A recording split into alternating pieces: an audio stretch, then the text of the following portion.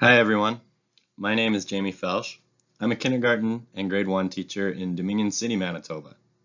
I also teach outdoor education to the kindergarten and grade 3s at our school. Part of this program includes learning about gardening in the small school gardens on site. I chose to follow my passion and research school garden design for my action project. It's called School Garden Design, Planning to Grow in Rural Manitoba. The following is a summary of the action project, which I've been working on for the last 6 months.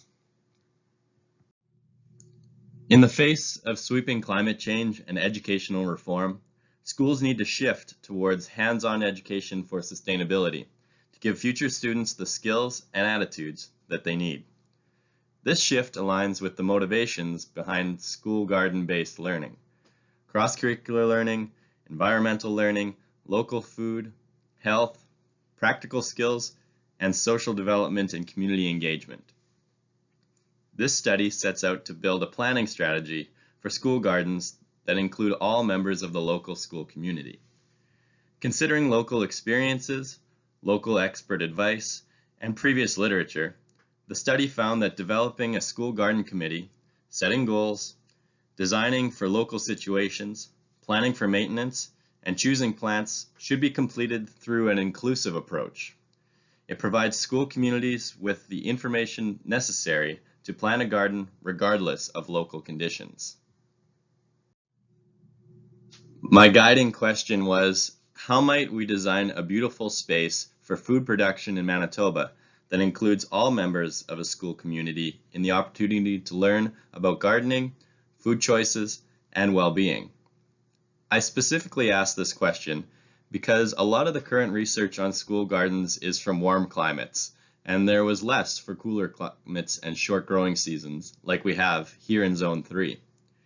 I was also curious about the relationship that school gardens can have with community well-being, and especially well-being for all, which we studied in previous courses.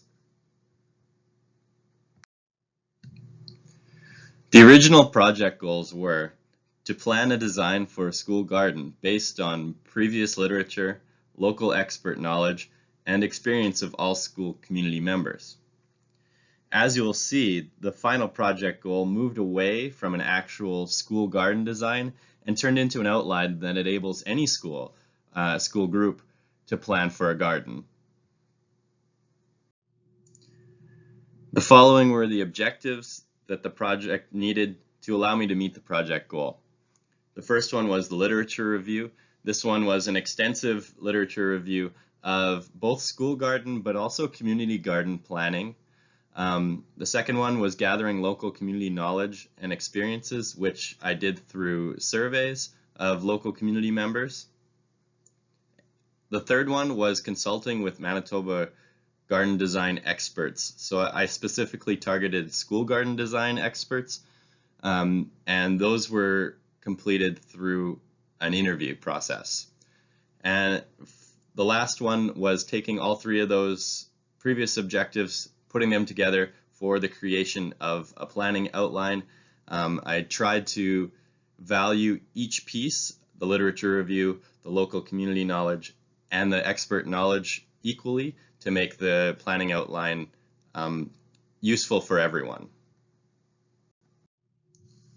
The final product of this project is the school garden planning outline.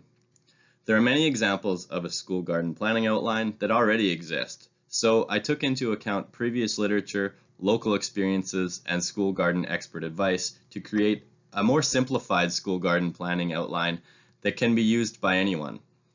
Also, specifically, it's targeted at colder climates. I am preparing to use this in September 2019 to design a new school garden space at my own school.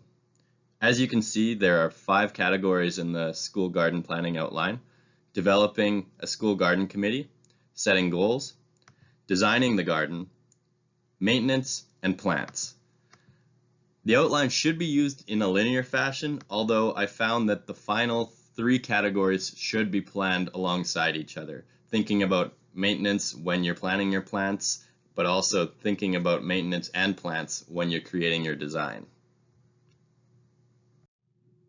The following section is a project evaluation to look at some of the learning that I did, as well as whether I met my goals. I'll start with successes. The project was successful in a few different ways, and some of them were unexpected. Through the literature review, I personally learned a lot about school garden design and maintenance, including some mistakes that I've made along the way. By surveying members of the local community, I learned about the experiences in gardens from the people around me. A second unexpected point of success was the conversations I had with members of the school community that were facilitated when they saw what the project was all about. So this was after they had already completed their survey. They came and sought me out and had questions about the school garden, or they wanted to tell me about their own garden at home.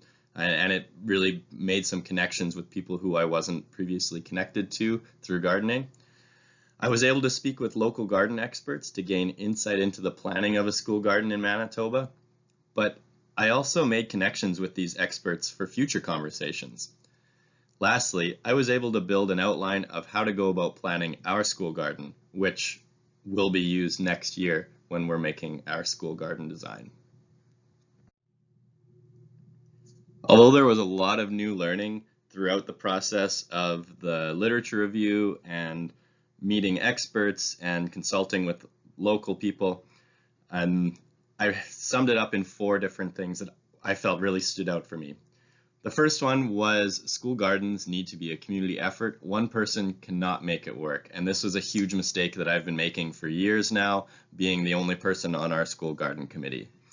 The second one is financial support is really easy to find and should not be a barrier for school gardens. I found so many different places that you could get that financial support.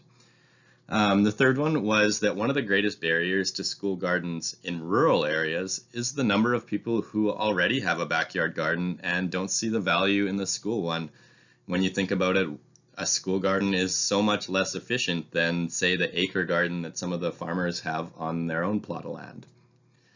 And the fourth one was the most important piece of a garden plan is maintenance. That needs to be at the forefront of any planning, and there needs to be consultation with all members who are going to be maintaining that garden.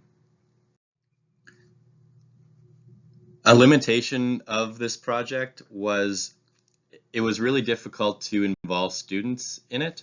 I created surveys for students to fill out on their ideas about gardening so I could add that in, but none of them were returned. I tried a second time, none of them were returned.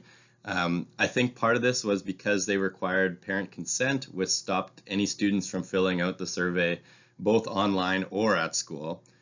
When it's time to begin the garden planning, I'm going to make sure that I include students in the process through a gardening club. The future learning for this project, I'm really excited for. We're going to start by forming a school garden committee. I already have some people that are excited about it that I met through this project. We're going to start with a school garden design meeting and then creating and maintaining the school garden involving all members of the community.